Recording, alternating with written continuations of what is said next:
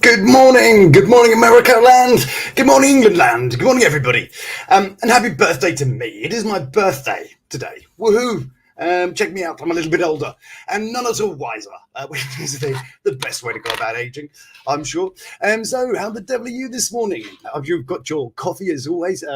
Quick coffee check as usual. It is, of course, Alice in Wonderland, in sort of honour of my daughter. So I hope you are well. Today I'm going to be a little bit shorter because I need to go shopping. Because that's what you need to do on a day like this. So that's where we'll be going after all. So today you might have been somewhat intrigued, perhaps, by the title, "Murder and Bananas." What more intrigue could you induce with a title like that, huh? So we're going to check through a few different places today and see what it is that's happening in the world. I've got to say those Lalu people have been a bit quiet, but I've got a thing for you tomorrow where we will be. I'm actually going to give you a sneaky peeky of the episode that I'll be dropping on Saturday. But I'm going to take you through a few things. I thought I'd almost attempt a part of an episode live, like doing a proper Lord Lukan-y episode live. So, see how it goes. Might go absolutely wrong, might not. But it would also save me a lot of time, so I can do more stuff. And doing stuff is good. Good morning to you in the audience there. I can tell there's somebody there. So that's always, guys. Good morning to you. I hope you are well. I hope you are returning from seeing us before. So what we're going to do first, it was a real piece of intrigue for me this morning. I was skimming through some news, as I do, and I found this, which kind of, it made me have a look. And it's not this pluggy thing up there, turning off your central heating. That was not my discovery this morning. The discovery was this thing, the Lukan Review. Stick with this wild documentary to the end and you'll be astonished. Now, obviously, it's not talking about me in any sense, but I thought, oh, well, that's quite interesting. It's all about the Lord Lukan, of course, and this person here that kind of got killed, maybe by him. And yes, so, but it's quite intriguing. So I was having a quick little flick through, and it was saying that Richard John Bingham. Oh, we got Redhead Berserker back in the comments there. Hello there. Good morning to you in Nebraska. I hope it is all well over there. So Richard John Bingham, the 7th Earl of Lukan, was declared dead in 1999. But did nothing to halt the highly profitable cottage industry of speculating about him, which was chugging away since 1974. But the weird thing is, you sort of scroll down, yes, okay, there's sort of, talking about Lord Lukan, but it's, as I say here, you probably have not seen this side of the Lord Lukan story. There's a fake monk, catfishing, drag queens, and Timothy Leary. I'm not sure who he is. Well, actually, we should just have a look, shouldn't we? Who the hell is Timothy Leary? Timothy Leary, apparently, is the effects of psychotropic drugs. Okay, I thought it was a person... okay. Oh, okay. So he was just he was a psychologist at Harvard. God, yeah, that might have. I thought, oh, I've got a bit Timothy Leary. That makes sense, doesn't it? Where's Brian? Oh, he's got to see Timothy Leary for a bit. That kind of makes sense. So anyway, so it's I thought, okay, well, that's quite interesting. But isn't it weird though? Look, the filmmaker found a new way of outlining what happened on the 7th of November, 1974. Now, you might have spotted this is November the 7th. Today is my birthday. But I was not born in 1974 because that would make me 50. And I would be in tears. I've been there in the corner of the room rocking for the next decade until senility set in. So yes, there's this thing about Lord Lukan. I'm very intrigued now. I am going to need to look more. But yeah, it doesn't for somebody you name yourself after, it was more of a disappearance, more of the sort of enigmatic, mysterious. Ooh, not sort of murdering. What's this? Exploits of the fugitive lord. He was a gambler, a drunk, and known to his friends as ironically as Lucky. Lucky Lord Lukan. Yes. Good. So anyway, that's coming out. And I just thought that was really interesting. And then they track a guide down to Australia. Yeah, if his name's Alan or Koala, this would be the weirdest story ever. Not the most sort of coincidences in the world, but I think it's really interesting. So anyway, so there's that. So I might even cover that, and we'll do a little because I think we like a bit of murder and a bit of mystery, don't we people? I'm assuming, I'm guessing. Oh, thank you very much, Jerry DeVille. Good morning to you, and thank you for my happy birthday. Thank you. I haven't got anything birthday-ish here, have I? I should have. I put balloons on the thumbnail. I went as far as that. Happy birthday, sunshine. Well, thank you very much. I'm in fact, I'm an Alice in Wonderland today. Thank you. Yes, thank you. It's not very sunny though. You can kind of see out into the world. There it is. Yeah, I see this over here is this is where this is where me and the kids built the bunker. See this little thing over here, this sort of, it's like a metal shed in this part of the garden. My pointing's terrible, isn't it? What am I? I'd make it terrible. Oh, there we are. Yeah. So yeah, in there we decided to make a bunker because that's what you do, right? The kids wanted a bunker, so we started building a bunker in there. So yeah, there you go. Perfectly normal thing to do. Perfectly normal. Anyway, so distracted myself there, wasn't it? Oh, it was my happy birthday thing. I want a good little cake as well. Thank you very much, Velvet. I'm not sure how you pronounce that. BKDY. Velvet will do. Hello, Velvet. Very good to see you. Where are we now? So anyway, you got to watch that. So anyway, now I'm completely off the rail. Will I distract myself totally? We're going to go to a different piece of news. This one, Florida man, because might as well just have that as the default starter. A Florida man on trial for killing his wife that didn't want to go on zombie house flipping reality show. Now, when I first read it, there's zombie reality. So do they dress up as zombies? Could this be some really bad TV there, couldn't it? If they dress up as zombies or there's some sort of Halloween thing to it. That would be car crash TV, and I would actually watch an episode just to see how terrible that would come up. But no, apparently a zombie house is a house that's crap. Basically, it's a load of shit. As you would think, it's a zombie house. I mean, you, my dear audience, are of course smart enough to get that. I don't know. So anyway, prosecutors also alleged that the couple have been fighting because David Tromner, that's this guy who looks a lot like Stephen Merchant, doesn't he? Look at that, totally Stephen Merchant. Most normal Florida news article. Oh, hello, there we go. Oh, sorry. I think I might have, I should keep showing these things. There we go. She graduated high school in 1973. Still don't feel old. Happy birthday to you too. I keep forgetting, I always forget the comments that I'd say someone's put in the comments to remind me, but I wouldn't have read it, would I? Most Florida, we got this happy birthdays. Let's put those up as well, because that was lovely. Thank you for all those things. Yeah, right. Anyway, so Stephen Merchant here had been visiting bathhouse to be having sex with gentlemen. Yes.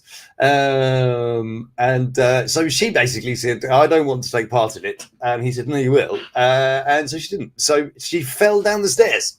Yes, of course she did. That's generally what you do. Yes.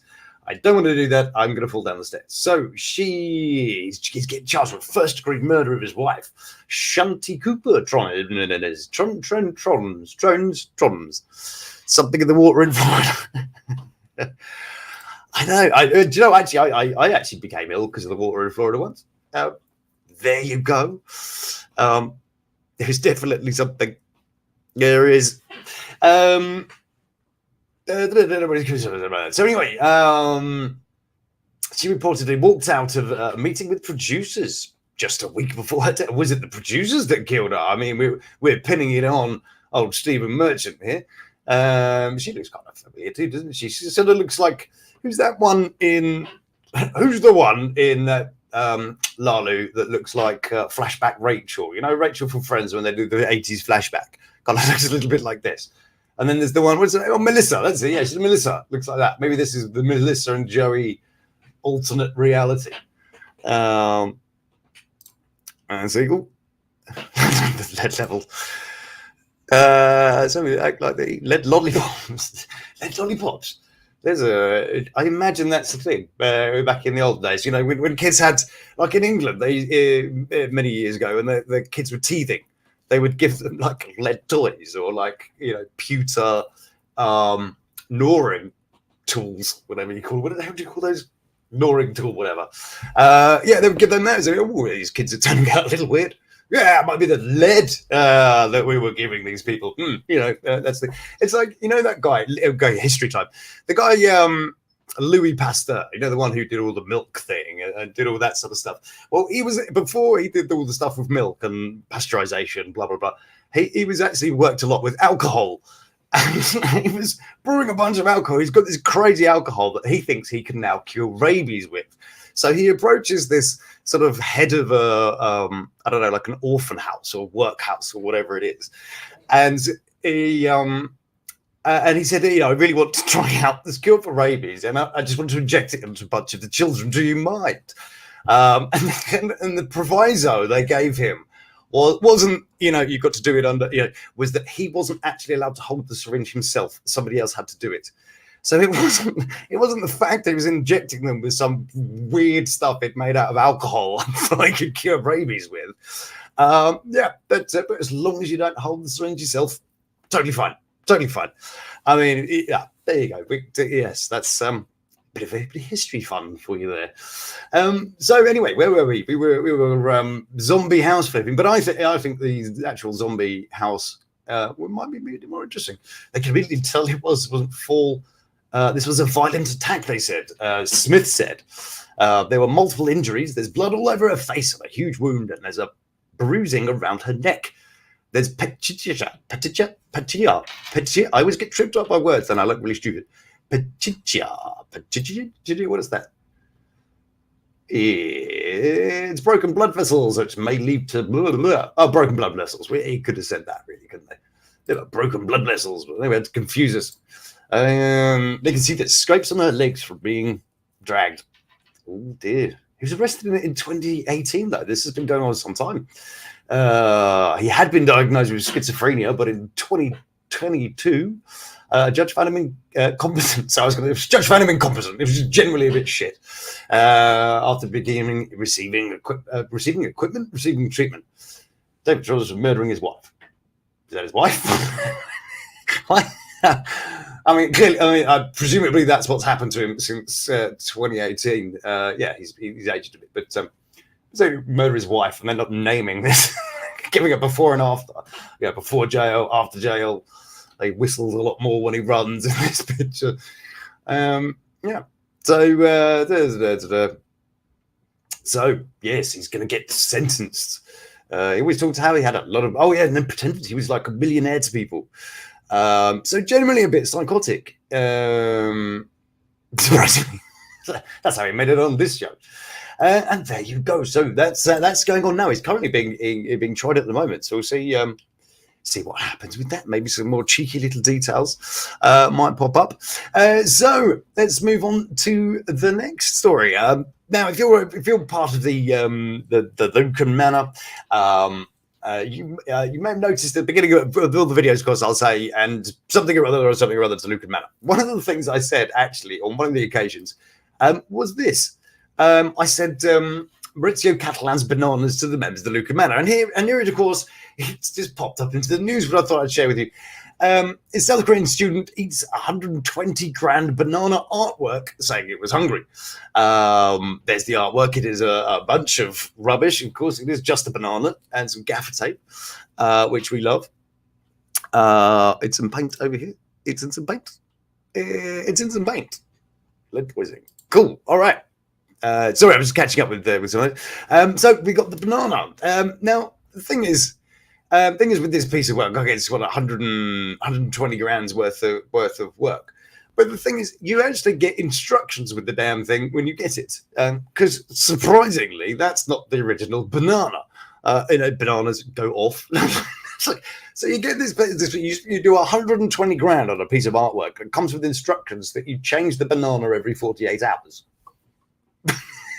Great. But do I have to change the gaffer tape too? I mean, does that become less sticky after time? So, it's like, I've had this broom forever. It's had 7 new handles and 12 new heads. This is not said thing. So, the artwork, this is what kind of confuses me. I've come from a world of art. I used to be involved in it, and it's incredibly silly. It's not the same piece of art. So how can it still be worth 120 grand? Because surely part of it's passed through someone's digestive system, and the other bit just flopped off. Crazy. I'm thinking. So I'm going to do one more, and then I do need to go shopping.